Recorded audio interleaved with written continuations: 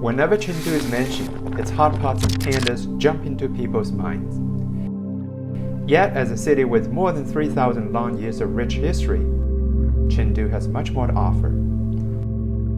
Venturing a little farther after the panda reserves and a savory hot pot, you may come upon places such as the Wuhou Temple or Dufu Thatched Cottage. A little farther still, you may find yourself at the gateway to a land of poetry.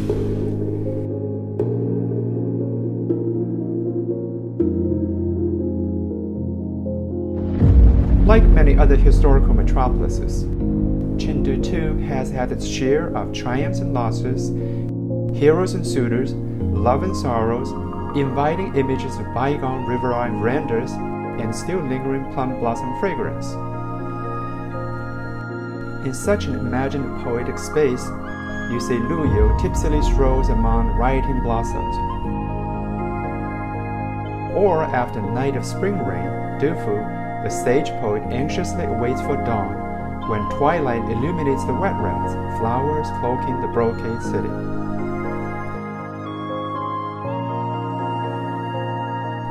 Or Li Bai, the poet of celestial talents, exhilarating chants on lofty flower-scattering tower. Its stairway leads into azure clouds, distant view dissipates my sorrow. I came today to ascend for a view and encountered a heavenly paradise. These are divine scenes indeed, but more than romantic themes or beautiful sceneries, great poetry needs to connect with people.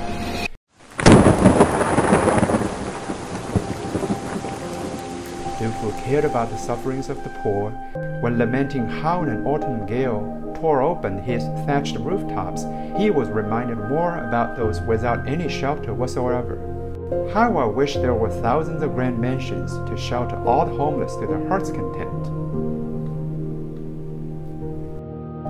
Even during his tenure in faraway Hangzhou, Su Shi couldn't forget the hardships faced by the people in his hometown, as expressed in his poem in response to Ziyou's poem about the Silk Festival. The people of Sichuan struggle for their daily bread. In non-harvest season, they tend to the silkworms instead. In poetry, Chengdu may seem colorful, majestic, and humanistic, yet turning the pages of the Compendium of Chengdu, it is like walking into a time capsule of the late 1800s. Pushing through history's heavy door with a squeak, brushing aside the dangling spider webs, and blowing off a thick layer of dust, one sees a different Chengdu, a less glamorous city moaning with suffering and struggling for a change around the late 1800s. Historical-wise, Chengdu owed its peace and abundance to two things. First is the ancient Dujiangyan irrigation system. It guarantees a bountiful rice, whereas the fragrance permeating eternally above the vast plain. Second is the Su Pass of Jiange, where a well-known idiom best sums up its precariousness. A single soldier guards the pass, and a fourth 10,000-strong laments. While the strategic terrain had helped protect Chengdu in the past, it also means restricted access to the outside world. In early 1900s, it had hopelessly lagged far behind the coastal regions of China. Rampant warlords and bandits, persistent famine and fleeing refugees plagued this former land of abundance. Its economy was weak and malnourished. Its local entrepreneurs and domestic workshops were unable to compete with a constant flow of foreign goods from Guangdong.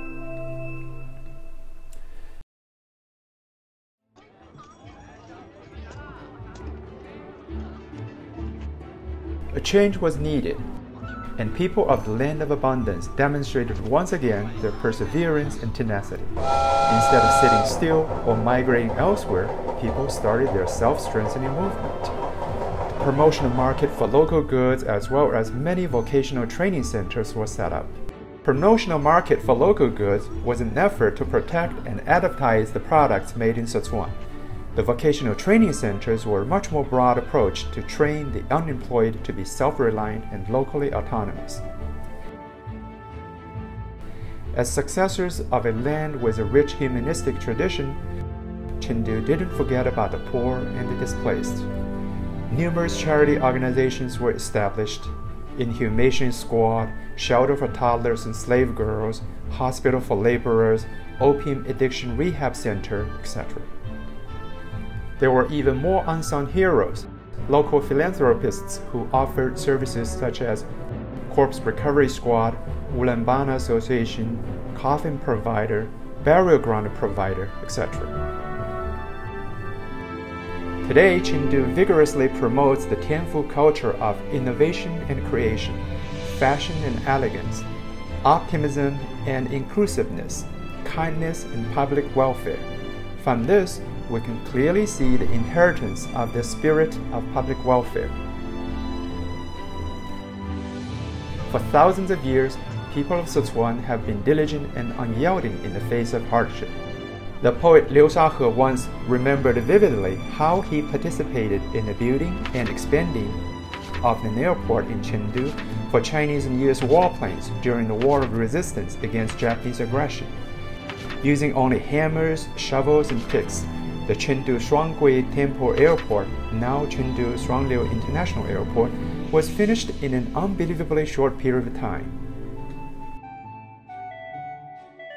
Likewise, when the physically less dominant Chuan army marched east to the battlegrounds to fight against the well-armed invaders, with some Chuan soldiers dressed in straw sandals and shabby uniforms, few believed in their capabilities. Yet they proved themselves to be courageous warriors who never hesitated to sacrifice their lives for the sake of the country. This heavily populated plain became the pivotal ground for the new recruitment.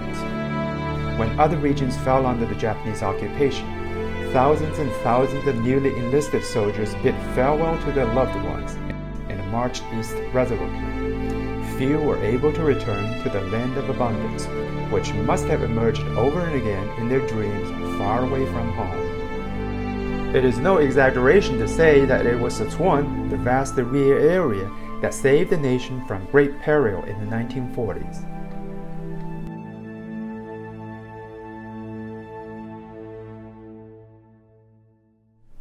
Chengdu's economy took off in the 1970s. After 40-some years of development, Chengdu has become a hub for China's southwest, both politically and economically. Its strategic location once again starts to play an important role in China's Road and Belt Initiative. Its cultural practices and way of living have repeatedly won praises from others in the world. With miles and miles of interconnected zero-carbon concept parks and recreational areas, Chengdu has been repeatedly named as one of the happiest cities in the world. Since 2018, more than 20,000 Sino-Europe expresses with full train loads of all kinds of goods and products have come and gone between Chengdu and Europe. Now with trains also to Laos, Chengdu is quickly becoming a new center for trade with Southeastern Asian nations. From its desperate promotional market for local goods and the vocational training center of the late 1800s, Chengdu has come a long way to reclaim its former glory. It is a new tale of the two cities. The phoenixes are once again soaring above China's southwest. As legendary birds, phoenixes obtain new life rising from ashes of its predecessors. While in ancient China, the phoenixes are said to descend and dance gracefully for signs of auspiciousness. The trees they like to nestle and perch on are therefore called phoenix trees, a tree known for its vigorous growth. As the Book of Odes goes,